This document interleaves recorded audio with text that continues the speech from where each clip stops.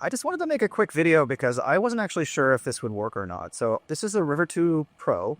So it has an 800 watt inverter in it and around 800 kilowatt hours of battery inside.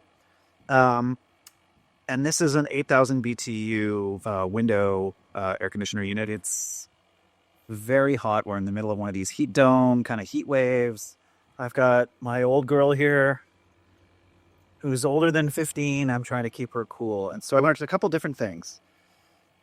You have to have the Xboost on just because of the surge. So it's running right now.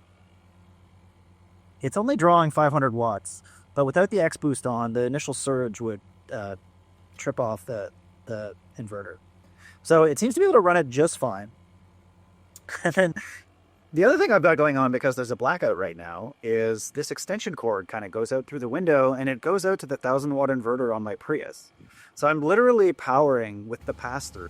All right, and yeah, and if we come outside, you can see what's going on. So here's my 1,000 watt inverter hooked into the Prius's 12 volt system. That's the extension cord that's running up to the window unit. And yeah, everything's happy. Everything's good. What's cool about using the pass-through to run the air conditioner off of the inverter in my Prius is that it actually spends most of its time running off of the hybrid battery. So right now the engine is not on. This is, it's not going to use a crazy amount of gas. The engine is not on. When the hybrid battery drops to usually around 2 bars, the gas motor will kick on for about 2 minutes. I've timed it. It'll kick on for about 2 minutes, charge the battery back up, the hybrid battery, back up to whatever, 3 or 4 bars, and then it turns the motor off and it just sits here. And the inverter then runs off of the hybrid battery.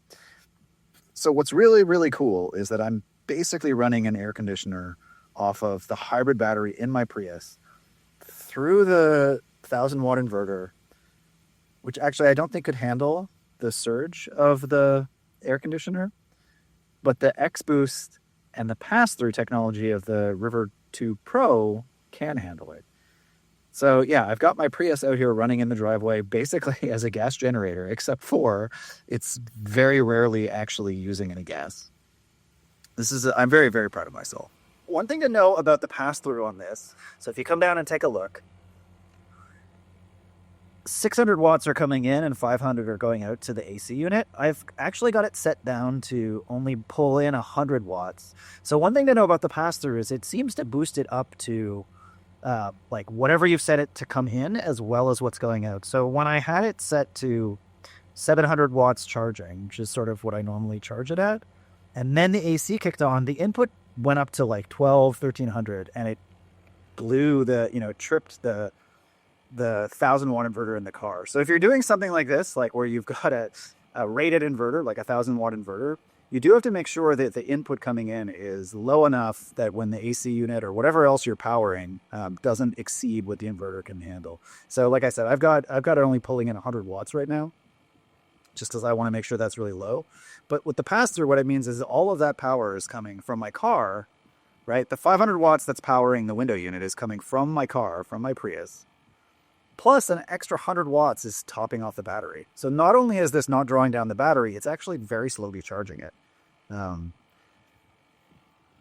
Which I think is pretty cool. I didn't really know that this would work. The power's been out here off and on for 4 days now, and it was just getting really, really hot. And I finally just decided to give this a try, and it totally works. So obviously I don't really recommend this as like a day-to-day solution, but in a blackout emergency where, there's a heat wave and you're just trying to stay cool, this is a totally legit emergency situation. So if this video helped you, let me know. Any car lifers out there or Prius dwellers, leave a like in the comments. If you have any questions, I'll do my best to answer them, although I'm not exactly an electrical expert. And yeah, thanks for watching. I'll catch you in the next video.